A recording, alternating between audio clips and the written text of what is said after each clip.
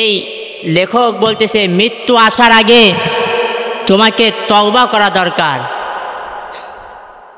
মৃত্যু আসার আগে কালিমা পড়া দরকার, ভালো হওয়া দরকার। মৃত্যুর আগে ফেরাউনও কি কালিমা পড়ার চেষ্টা করেছিল না করে নাই?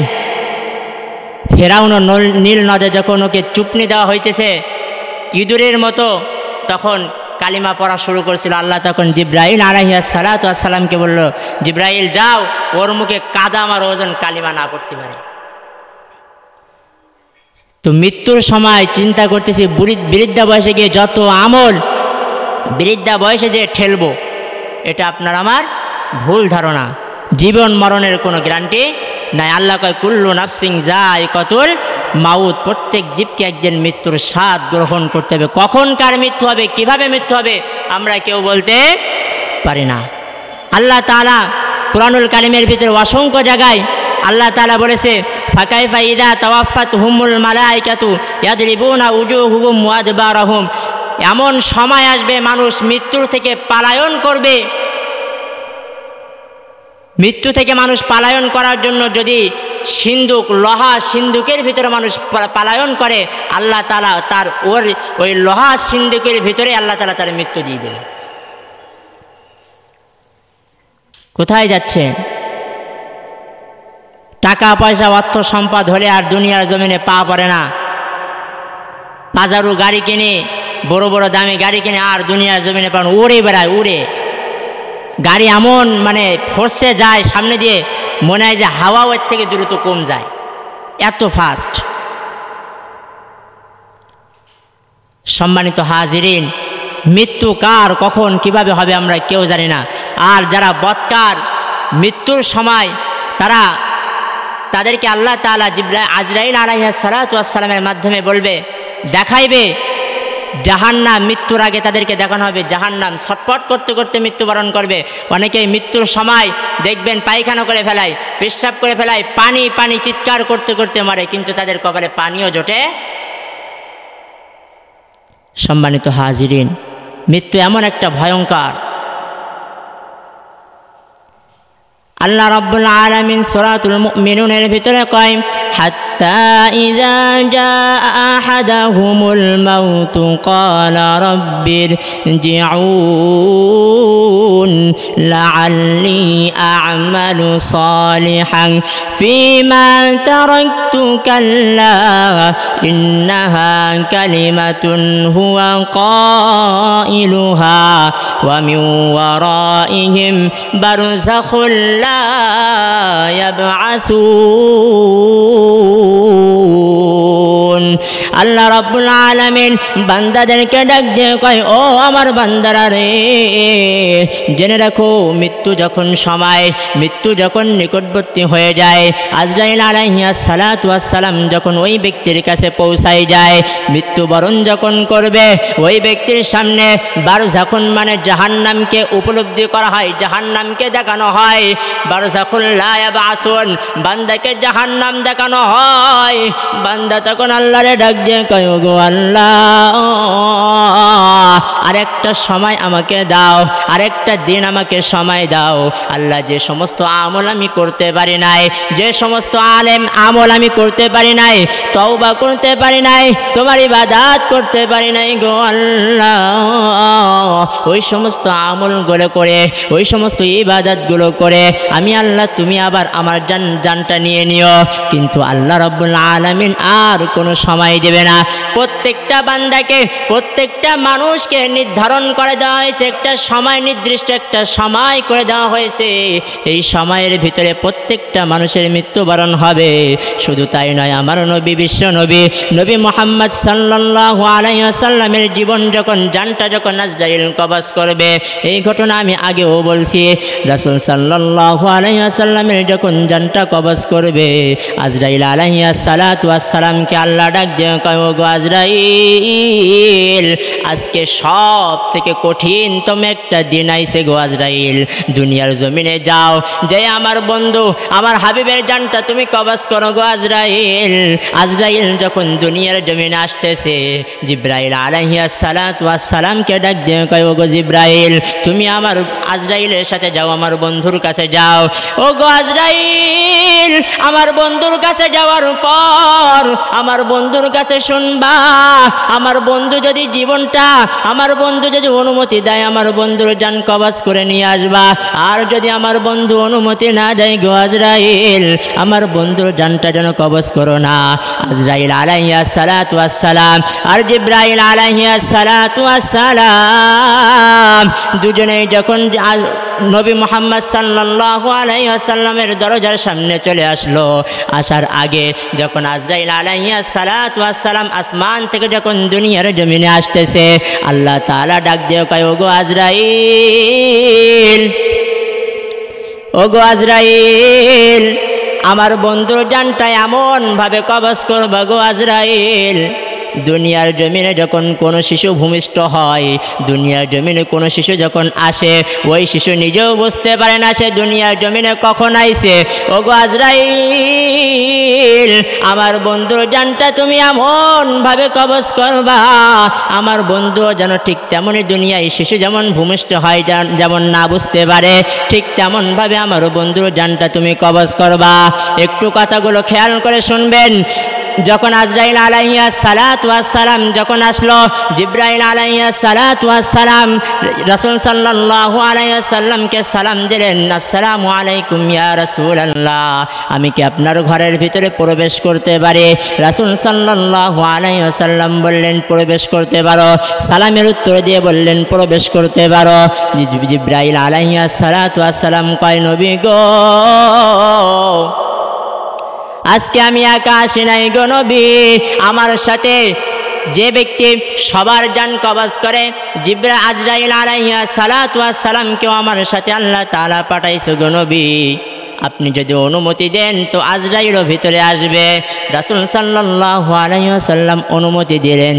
দেওয়ার পরে আজরাইল আলাইহিস সালাতু ওয়াস সালাম যখন ঢুকলেন, ঢোকার পরে নবী মুহাম্মদ সাল্লাল্লাহু আলাইহি ওয়াসাল্লামের কাছে জিজ্ঞাসা করলো, ও গো নবী গো, আমি কি আপনার জানটা কবজ করতে পারি? রাসূল সাল্লাল্লাহু আলাইহি ওয়াসাল্লাম বললেন, জি আজরাইল, তুমি কবজ করতে পারো। আজরাইল আলাইহিস সালাতু ওয়াস সালামকে ডাক দিয়ে কয়, ওগো আজরাইল, তুমি কি আসার সময় আল্লাহ কি তোমারে কিছু বলে নাই গো আজরাইল? আজরাইল ডাক দিয়ে কয়, ওগো নবী, আমি যখন দুনিয়ার জমিনে আপনার জান কবজ করার জন্য আসব, আল্লাহ আমারে বারবার বলেছে, গো আজরাইল, আমার বন্ধুর জানটা এমন ভাবে কবজ করবা, তুমি পৃথিবীর শুরু থেকে নিয়ে কিয়ামত পর্যন্ত এমন সুন্দরভাবে কম কষ্ট দিয়ে কারোর জান কবজ করো নাই, এমন সব থেকে নিম্ন কষ্ট দিয়ে আমার বন্ধুর জানটা কবজ করবা। আজরাইল আলাইহিস সালাতু ওয়াস সালাম বলার পরে রাসূল সাল্লাল্লাহু আলাইহি ওয়াসাল্লাম অনুমতি দিলেন। দেওয়ার পরে আজরাইল আলাইহিস সালাতু ওয়াস সালামের হাতটা যখন নবী মুহাম্মদ সাল্লাল্লাহু আলাইহি ওয়াসাল্লামের বুকের উপরে রাখলো, আমার নবী বিশ্ব নবী নবী মুহাম্মদ সাল্লাল্লাহু আলাইহি ওয়াসাল্লাম চিৎকার মেরে আজরাইল আলাইহিস সালাতু ওয়াস সালামের হাতটা সরাই দিল। দেওয়ার পর নবী মুহাম্মদ সাল্লাল্লাহু আলাইহি ওয়াসাল্লাম আয়েশা রাদিয়াল্লাহু তাআলা আনহা হাদিসের ভিতরে বর্ণনা করে, নবী মুহাম্মদ সাল্লাল্লাহু আলাইহি ওয়াসাল্লাম জিবরাইলকে ডাক দিয়ে কয়, ওগো জিবরাইল, আজরাইল যখন দুনিয়ার জমিনে আসবে, আল্লাহ বারবার তাকে বলে দিয়েছে এমনভাবে জান কবজ করবে যেন আমি নাও বুঝতে পারি। ওগো ভাই জিবরাইল, আজরাইল যেন আমার বুকের ওপরে হাত দেয় নাই গো জিবরাইল, মনে হইতেছে উহুদ পাহাড় আমার বুকের উপরে চাপাই দেওয়া হয়েছে। নবী মুহাম্মদ সাল্লাল্লাহু আলাইহি ওয়াসাল্লাম যে নবীকে সৃষ্টি না করলে কিছুই সৃষ্টি হতো না, সেই নবীর জান কবজ করার জন্য এত কষ্ট, এই কষ্ট অনুভব সেই নবী মুহাম্মদ সাল্লাল্লাহু আলাইহি ওয়াসাল্লাম করেছে। তাহলে আমাদের কি হবে চিন্তা করে দেখেন। নামাজ পড়ি না, আল্লাহর ইবাদত করি না, আমাদের কি উপায় হবে? একবার চিন্তা করে দেখেন। মৃত্যু তো সবার অবধারিত, একবার চিন্তা করলে বুঝতে পারবেন যে মৃত্যু, এই মৃত্যু সবার জন্য অবধারিত। আপনার আগে আপনার বাবা, আপনার দাদা, তারা সবাই মৃত্যুবরণ করতে করতে এবার আপনার সিরিয়াল চলে আসছে। আপনাকে একদিন যাইতে হবে, আমাকে একদিন যাইতে হবে। আপনি জুমার নামাজ পড়ে বাসায় যাবেন, তার কোনো গ্যারান্টি নাই, আছে? কোনো গ্যারান্টি নাই। এখানে হয়তো আপনি জুমার নামাজ পড়ে এখানে আপনার মৃত্যু হয়ে যেতে পারে, কোনো গ্যারান্টি নাই, মৃত্যুর কোনো গ্যারান্টি নাই। আজরাইল যখন তখন সময় হয়ে যাবে, চলে আসবে। কিসের এত বড়াই, কিসের এত টাকার অহংকার, কিসের এত বড়াই? বড়াই করে কোনো লাভ হবে না। যেই আজরাইল আমাদের জান কবজ করে, ওই আজরাইল নিজেও জানে না তার জান একদিন সে নিজেই কবজ করবে। কিয়ামতের ময়দানে, হাসরের ময়দানে আল্লাহ রাব্বুল আলামিন আজরাইলকে ডাক দিয়ে কয়, ওগো আজরাইল, দুনিয়ার জমিনে সবাইকে কি তুমি জান কবজ করেছো? আজরাইল ডাক দিয়ে কয়, আল্লাহ, দুনিয়ার জমিনে কোনো আর মাখলুকাত নাই, কোনো বান্দা নাই, সবার জান কবজ করা হয়ে গেছে। আল্লাহ কয়, আর বাকি আছে কে? বলে, ফেরেশতারা শুধু বাকি আছে। আল্লাহ রাব্বুল আলামিন ডাক দিয়ে কয়, ওগো আজরাইল, তুমি ফেরেশতাদেরও জান কবজ করে নাও। ফেরেশতাদের যখন জান কবজ করা হয়ে যাবে, যাওয়ার পরে আবার আজরাইলকে ডাক দিয়ে কবে, ওগো আজরাইল, আর কেউ বাকি আসেনি? আজরাইল ডাক দিয়ে কয়, আল্লাহ, আর মাত্র 3 জন ফেরেশতা বাকি আছে। ভাই জিব্রাইল বাকি আছে, ইসরাফিল বাকি আছে, আর মিকাইল বাকি আছে। গো আল্লাহ, আর কেউ বাকি নাই। আল্লাহ ডাক দিয়ে কবে, ওগো আজরাইল, যাও ইসরাফিলের জান কবজ করে নিয়ে আসো। ইসরাফিল আলাইহিস সালাতু ওয়াস সালামের জান কবজ করে নিয়ে আসবে। আবার ডাক দিয়ে কবে, আজরাইল, যাও মিকাইলের জানটা কবজ করে নিয়ে আসো। মিকাইল আলাইহিস সালাতু ওয়াস সালামের জানটা কবজ করে নিয়ে আসবে। আবার ডাক দিয়ে কবে, ওগো আজরাইল, যাও জিব্রাইলের জানটা কবজ করে নিয়ে আসো। জিব্রাইল আলাইহিস সালাতু ওয়াস সালামের জানটাও যখন কবজ করে নিয়ে চলে আসবে, আসার পরে আল্লাহ ডাক দিয়ে কবে, ওগো আজরাইল, আর কেউ কি বাকি আসেনি? গো আজরাইল। আজরাইল ডাক দিয়ে কবে, আল্লাহ, আর আপনি আর আমি ছাড়া আর কেউ বাকি নাই, আপনি আর আমি ছাড়া আর সবাই মরে গেছে। আল্লাহ ডাক দিয়ে কবে, ওগো আজরাইল, এবার তোমার জানটা তুমি নিজেই কবজ করে নাও। আজরাইল চিৎকার করে ডাক দিয়ে কবে, ওগো আল্লাহ, আগে যদি জানতাম আমি আজরাইল আমার জানটাও কবজ করা লাগবে, আল্লাহ, জীবনে আমি তোমার এই দায়িত্ব নিতাম না। আল্লাহ, আমি জান কবজ করার দায়িত্ব আমি আল্লাহ তোমার কাছ থেকে নিতাম না। আজরাইল সেই দিন বলবে আর চিৎকার মেরে তার জানটা কবজ করে দিয়ে ওখানে মৃত্যুবরণ করে যাবে। আজরাইল নিজেও জানে না তার জান কবজ একদিন করতে হবে। আমরা নিজেও জানি না আমাদের মৃত্যু কখন হবে, কখনকার মৃত্যু হবে আমরা জানি না। আল্লাহ রাব্বুল আলামিন কয়, ও বান্দা, দুনিয়ার জমিনে তুই তোর মারে দেখলি, তুই তোর বাবারে দেখলি, মারে মায়া করে মা বলে ডাকলি, বাবারে বাবা বলে মায়া করে ডাকলি। আমি আল্লাহ তোরে সৃষ্টি করছি, আমি আল্লাহ তোরে বানাইছি, কোনো দিনের জন্য তুই আমি আল্লাহ আমারে আল্লাহ বলে ডাকলি না। কোনোদিনও একদিনের জন্য শুকরিয়া স্বরূপ নামাজ পড়লি না। আমি আল্লাহ কোনোদিন আমাকে তুই স্মরণ করলি না। ও বান্দা, দুনিয়ার জমিন থেকে যখন বিদায় হয়ে যখন পরকালে আসবে, সারাটা জীবন অনন্তকাল যেখানে তুই থাকবি, সেখানে তোর মা আসবে না, তোর বাবা আসবে না, তোর বন্ধু বান্ধব কেউ আসবে না। ওই কবরের সঙ্গী আমি আল্লাহ নিজেই হব, তোর কিয়ামতের সঙ্গীও আমি আল্লাহ নিজেই হব, তোর জান্নাতের সঙ্গীও আমি আল্লাহ নিজেই হব, তোর জাহান্নামের সঙ্গী আমি আল্লাহ নিজেই হব। ও বান্দা, কেন আমারে তুই স্মরণ করিস না? আল্লাহ রাব্বুল আলামিন কিয়ামতের ময়দানে বলবে, বান্দা, তোরে দুনিয়ার জমিনে চক্ষু দিয়েছিলাম, কথা বলার জন্য জবান দিয়েছিলাম, চলার জন্য পা দিয়েছিলাম। আল্লাহ বলবে, বান্দা, তোরে সব রকম দেওয়ার পর তুই আমি আল্লাহ একবারের জন্য আমার শুকরিয়া আদায় করলি না, আমাকে ভালোবাসলি না।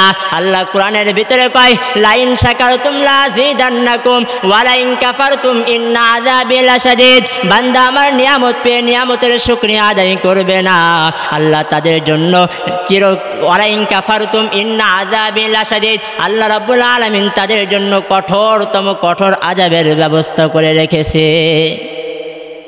সম্মানিত হাজিরিন, আমাদের কখন কার মৃত্যু হবে আমরা কেউ জানি না।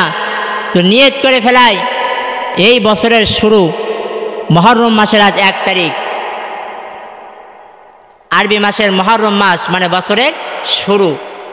এই বছরের শুরুতে নিয়ত করি আল্লাহ তাআলা পিছনের যত গুনাহ, আল্লাহ বলতেছে বান্দা যদি তওবা করে, খাস তওবা করে ফিরে আসে, আল্লাহ জীবনে যা পিছনে গুনাহ করেছি আল্লাহ তুমি আমাকে মাফ করে দাও, সামনে এমন গুনাহ আর করব না, এরকম খাস তওবা করে যদি কোনো বান্দা ফিরে আসে আল্লাহ তাআলা বলতেছে আমি বান্দার পিছনে তামাম জিন্দেগির গুনাহ আমি আল্লাহ মাফ করে দেই। সুবহানাল্লাহ।